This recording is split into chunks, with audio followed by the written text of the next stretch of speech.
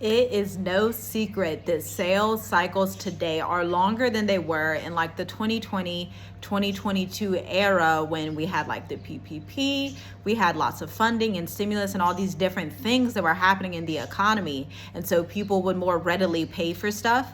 But in like a recession type of market and when buyers are changing their psychology, you have that longer sales cycle. But the thing is, it's not longer than what it used to be, because if we go prior to that time, we go before 2020, we go to like 2016, and even before that time, we go to when advertising first started in the 1920s. We had these things called sales letters with B2B.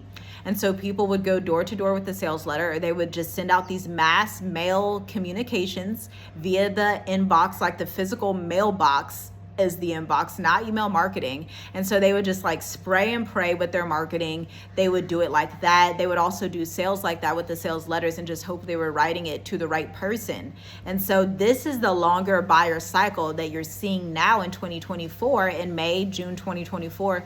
This is the longer buyer cycle, right? It's just returning to some of those ancient ways and different ways of doing things, because the increase can only go up so much, right? Especially like if you're looking at a chart, at some point it's going to come back down and do a little dip, then it'll go back up. And so what you can do in these times, if you want to have a upward increase in your business, you're going to have more touch points. Let me tell you how these touch points are going to happen. These touch points are going to happen when you're posting on social media consistently, drawing people back to your email list. Now you need to be also consistent with email so you can have these multitudes of touch points so that you're emailing your audience at least once every day.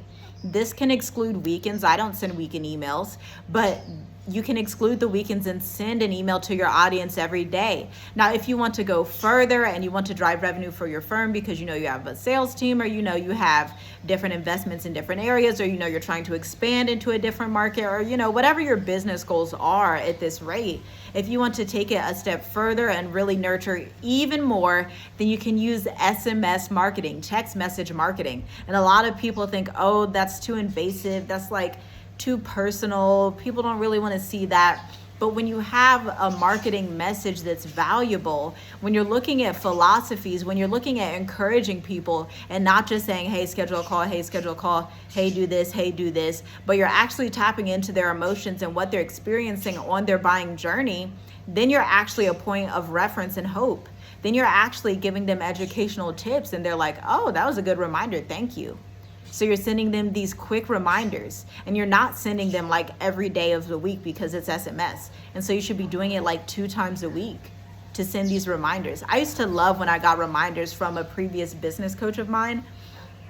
She would send me these SMS messages and it would remind me to help me in my business. And it was like, this is really cool. It made me feel like, okay, her customer service is top tier because messaging itself comes across as customer service, like she's being consistent and really cares. And so this is how you want your audience to view you. What if your audience sees you sending these messages in their email inbox consistently, well thought out, intentional, not AI regurgitated? You can tell they've put the due diligence to understand you. How do you feel when somebody understands you, especially if it's someone you just met or if it's someone that you didn't expect to understand you? You feel seen and heard. That's how your audience wants to feel. They want to feel seen and heard. So you need to be thinking, how can I help my audience feel seen and heard? And when people feel seen and heard, they opt in and they're ready to invest in your offers when they feel like you know them inside and out. So that's what we do inside of Magnetic Emails. Go ahead and schedule a call if you'd like to learn more about that process and see a case study and a demo. Talk soon.